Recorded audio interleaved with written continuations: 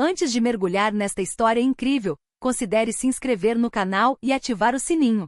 Cada história aqui tem algo a dizer, e você não vai querer perder nenhuma. Algemada em frente à sua escola. O telefonema que mudou todo um sistema. Uma quinta-feira de outono na tranquila cidade de Colina Crescente, uma área residencial rica situada no coração da Virgínia. O dia terminou em aparente harmonia. O céu era de um azul suave, salpicado de nuvens finas, e o ar carregava aquele frescor peculiar do final de outubro, o tipo que arde levemente nas bochechas, mas aquece o coração com o aroma de folhas secas. As árvores que ladeavam as calçadas pareciam tochas flamejantes, em vestes de fogo, bordos vermelhos, carvalhos dourados, liquidâmbulos doces laranja, cujas folhas se espalhavam pelas calçadas como um tapete de outono. O farfalhar dos passos nesses tapetes de folhas, misturado aos gritos de alegria dos alunos saindo do colégio, compunham a trilha sonora do tranquilo final do dia. Em frente aos portões de ferro forjado da Liceu Público Thurgood Marshall, os alunos foram saindo aos poucos, alguns em grupos compactos, outros com fones de ouvido, com os rostos tensos com a lição de casa, ou relaxados com a aproximação do fim de semana. Risadas irrompiam em alguns lugares, chamadas eram ouvidas e alguns pais esperavam em SUVs com ar-condicionado, motores ronronando. No meio desta juventude em movimento estava Naomi Carter, 17 anos, com um uniforme bordô impecavelmente passado, blusa branca e gravata listrada. Sua postura ereta, seu olhar vivo e seu passo determinado testemunhavam uma confiança rara para sua idade. Seus cachos negros emolduravam um rosto inteligente, gentil, mas resoluto. Naquele dia, ela segurava contra o corpo uma pasta de debates. Suas anotações ainda frescas de uma apresentação que ela havia acabado de concluir brilhantemente sobre a desobediência civil na história dos direitos civis. Naomi não era uma aluna comum. Ela brilhava intensamente, mas sem arrogância. Fazia perguntas difíceis na aula. Ela se aproximava dos novos alunos. Lia James Baldwin no ônibus e sonhava em se tornar juiz da Suprema Corte, como seu pai antes dela, mas à sua maneira, mais militante, mais ancorada na realidade. Ela tinha acabado de ser admitida em Princeton, uma carta de aceitação emoldurada de sua mãe no aparador da família. Um orgulho silencioso reinava na casa Carter, não apenas porque Naomi se destacava, mas porque ela personificava o legado vivo de várias gerações de luta, exílio e resiliência. Seu pai, juiz Elijah Carter, nascido em uma pequena cidade segregada no Mississippi, galgou todos os degraus do sistema judicial pela força de suas convicções. Sua mãe, Grace Morrell Carter, nascida em Porto Príncipe, sobreviveu às convulsões políticas de seu país antes de lecionar literatura de língua francesa em uma universidade estadual. Naomi, por sua vez, caminhou entre esses mundos, entre duas culturas, entre duas histórias de resistência. Naquela quinta-feira seu coração estava leve. Ela mandou uma mensagem para sua mãe para avisar que iria visitar sua melhor amiga, Layla, antes de ir para casa. Sua bolsa de ginástica batia suavemente em seu quadril, seus sapatos faziam barulho nas folhas, em seus fones de ouvido. Uma playlist misturava jazz e hip-hop alternativo. Ela não tinha ideia de que em 3 minutos, uma patrulha iria atacá-la. Ela não sabia que seu uniforme, sua compostura, sua mochila, sua cor de pele, tudo isso se tornaria suspeito. Ela não sabia disso. Esta quinta-feira pacífica se tornaria uma quinta-feira de vergonha, de luta e de verdade. Pois naquele dia, o verniz silencioso de Crescent Hill estava prestes a rachar, e uma adolescente negra brilhante, respeitosa e sem incidentes iria ser arrastado como um criminoso, não pelo que ela fez, mas por o que ela representava aos olhos daqueles que ainda se recusavam a ver a humanidade em sua pele. Enquanto ela caminhava sozinha pela calçada com o olhar fixo na tela do telefone, uma bolsa esportiva pendurada no ombro batendo levemente contra o quadril, Naomi Carter estava aproveitando os últimos raios de sol que se filtravam pelos galhos das laranjeiras. Ela tinha acabado de mandar uma mensagem para a mãe: "Vou para a casa da Layla, estarei em casa às 18 horas. Uma mensagem banal de um dia banal, até que tudo muda. O ronronar de um motor diminuindo a velocidade chamou sua atenção. Ela olhou para cima e viu uma viatura parar ao seu lado, movendo-se a passo descompassado como um predador observando sua presa. Ela imediatamente reconheceu os 2 homens lá dentro. O agente Richard Arlan, com o rosto enrugado, o maxilar cerrado, é o oficial Matthew M. Sedogal, jovens, quadrados, de olhar duro. Na vizinhança seus nomes eram sussurrados com medo e cansaço, especialmente nas famílias negras, não porque fossem eficazes, mas porque era imprevisível, brutal e obcecado pela autoridade. Naomi diminuiu o passo incerta. Então, a voz áspera de Arlan irrompeu, quebrando a calma outonal. Ei você! Pare aí mesmo! Ela parou abruptamente com a testa franzida.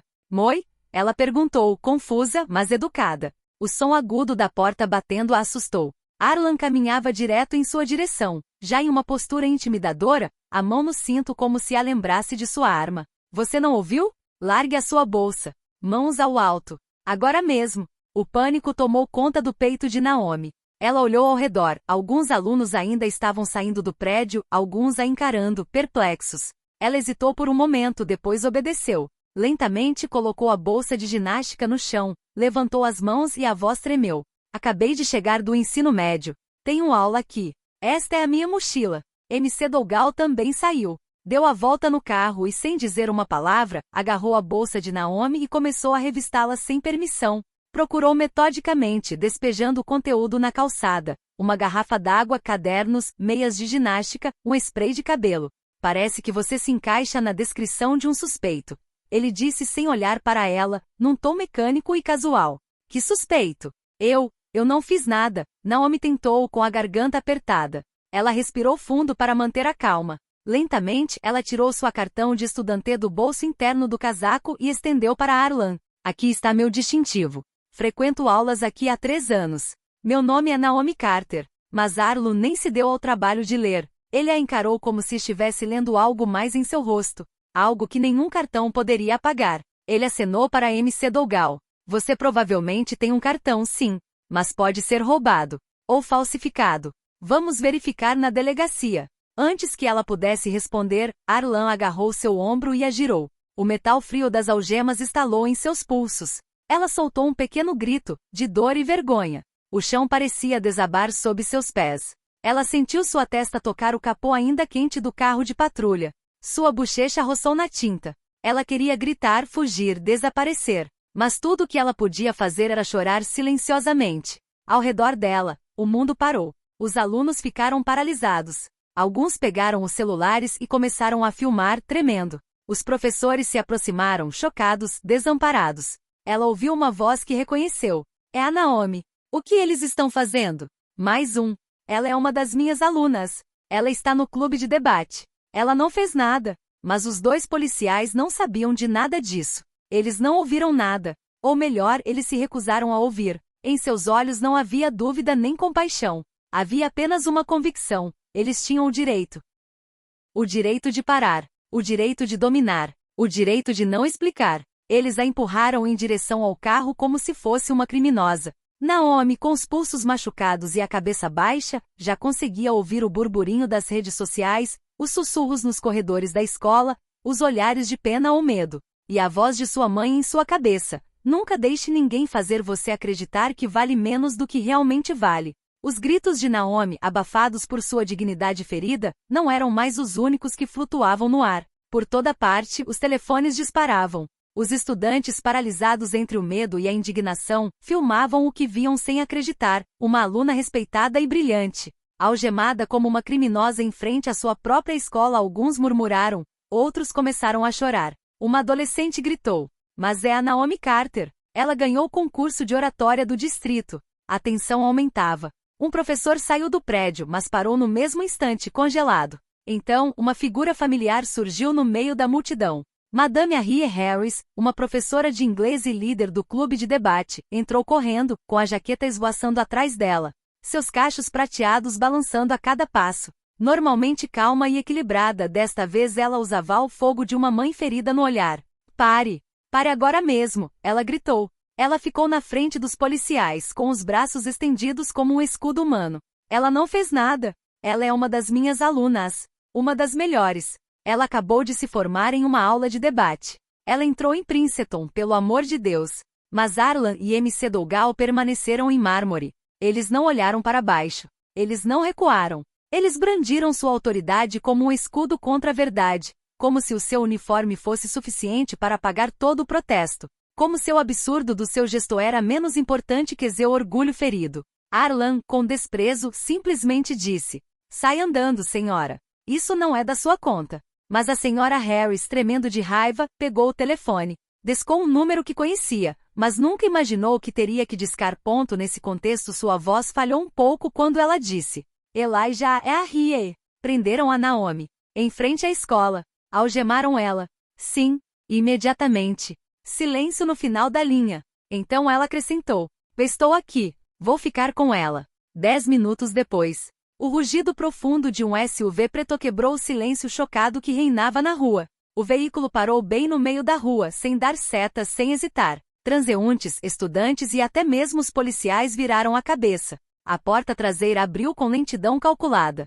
Um homem desceu. Alto, elegante, em um terno escuro e um longo casaco preto, ele tinha uma constituição calma, mas formidável. Seu rosto era esculpido em mármore, imperturbável, gelado, tenso como um arco pronto para quebrar. Seus olhos escuros brilhavam com uma raiva fria e contida. Há de homens poderosos que sabem exatamente o que eles farão e o que eles destruirão. Elijah Carter, juiz federal, pai de Naomi, e hoje testemunha em defesa de uma lesão irreversível. Ele não levantou a voz. Ele não precisava. Cada palavra parecia uma frase.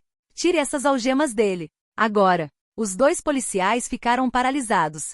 MC Dougal abriu a boca, claramente pronto para justificar o injustificável. Mas Arlan, um momento mais lúcido, perguntou cautelosamente: e você é? Elijah deu um passo à frente. Lento. Controlado. Mas cada um dos seus movimentos parecia empurrar o próprio ar para trás. Eu sou o pai dele. E também o juiz federal que vocês encontrarão em breve no tribunal. Aconselho vocês, muito seriamente, a pensarem bem nas próximas palavras. Ao redor deles, o silêncio se congelou. Tudo que se ouvia era o farfalhar das folhas e os bips dos celulares registrando cada segundo daquela cena sem precedentes. MC Dougal então tentou, com uma voz incerta. Nós pensamos que ela correspondia à descrição de um suspeito. Mas Elijah nem estava ouvindo. Ele tinha acabado de dar a volta no carro e se ajoelhar delicadamente diante da filha, ainda algemada, com os olhos vermelhos e a respiração ofegante.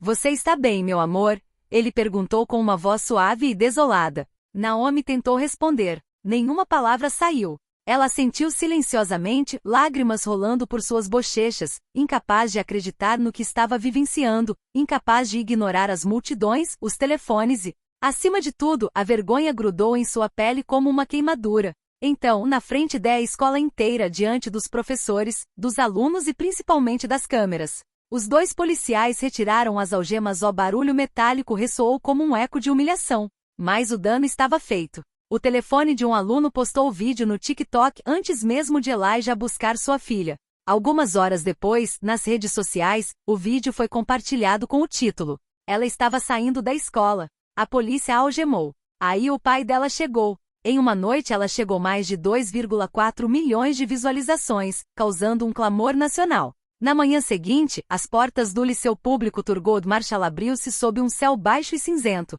mas a atmosfera estava longe de ser calma. Ao redor da escola, uma verdadeira colmeia mediática havia se formado. Câmeras, microfones e jornalistas em busca de depoimentos e imagens ocupavam a calçada, cercando a escola como uma matilha pronta para devorar a verdade. Nas redes sociais, o vídeo postado no dia anterior circulava repetidamente, já acumulando milhões de visualizações. O título dizia tudo de forma simples e brutal. Polícia algema estudante negra sem motivo, e depois descobre quem ela é. Os comentários surgiram, carregados de uma raiva contida, mas poderosa. E se ela não fosse filha de um juiz? Ela teria acabado na delegacia sem ajuda. É por isso que nossos filhos têm medo de andar sozinhos na rua. Vergonhoso. Mais um abuso de poder racista. Este não é um caso isolado, é um sistema que funciona assim. Nessa onda de crescente indignação, o peso do silêncio foi finalmente quebrado. A máquina judicial e administrativa foi acionada. A pressão tornou-se insuportável. Item. Os dois agentes Richard Arlan e Matthew MC Dougal foram imediatamente suspensos das suas funções, enquanto a investigação interna ocorre. Item. O chefe da polícia de Crescent Hill foi convocado antes uma comissão de ética, onde ele tinha que responder pela gestão natureza calamitosa do incidente. Item. O procurador-geral da Virgínia anunciou uma investigação disciplinar, prometendo transparência e sanções. Enquanto isso, a comunidade escolar perturbada organizou manifestações, discussões sobre racismo sistêmico e sessões de apoio para alunos traumatizados pelo evento.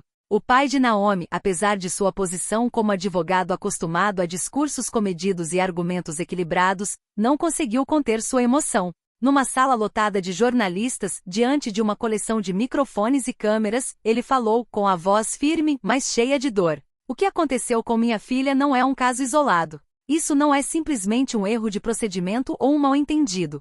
É um sintoma de um problema muito mais profundo. Minha filha não foi apenas presa. Ela foi humilhada, suspeita e menosprezada. Tudo por um motivo: a cor da pele dela. Eu me recuso a deixar este país chafurdar na negação e na indiferença. Seu olhar percorreu a Assembleia. Usaremos todos os meios de justiça para garantir que esse tipo de abuso pare. Os aplausos foram altos e sinceros. Mas nos olhos do pai, Naomi percebeu a gravidade da briga que estava começando. Os meses seguintes foram difíceis para Naomi. O trauma de ser tratada como suspeita, como uma ameaça, deixou cicatrizes profundas. Ela enfrentou noites sem dormir, dúvidas, explosões de raiva e, às vezes, uma sensação de isolamento. Mas Noemi decidiu transformar essa dor em força. Apoiada pela família, pelos professores e por grupos de direitos civis, ela continuou seus estudos com mais determinação do que nunca. Poucos meses depois, uma importante organização nacional de justiça racial concedeu-lhe uma bolsa de excelência. Naomi integrada Princeton no outono, com dupla especialização, Direito Constitucional e Sociologia. Depois de um ano, ela foi convidada para fazer um discurso no prestigioso Cúpula Nacional de Jovens Líderes, em Washington, D.C. Perante uma audiência de jovens ativistas, acadêmicos e decisores políticos, ela declarou, com a voz clara e cheia de convicção: "Não fui preso porque era culpado. Fui parado porque, aos olhos deles, eu não pertencia àquele lugar. Hoje eu assumo este lugar novamente e ficarei lá, pelos outros que não podem falar." Seu discurso foi saudado como um ato de coragem e comprometimento. Naomi se tornou um símbolo, uma esperança. A justiça finalmente chegou. Os agentes Arlan e MC Dougal foram oficialmente dispensados. Por prisão falsa, abuso de poder e discriminação racial. Suas carreiras terminaram na obscuridade, ofuscadas por sua própria culpa. Por sua vez, o ensino médio Thurgood Marshall decidiu homenagear Naomi de uma forma duradoura. O auditório principal foi renomeado Quarto Naomi Carter, uma homenagem à sua dignidade, à sua resiliência e à sua luta. Um lembrete a todos de que dignidade não pode ser implorada. Deixe que ela se defenda.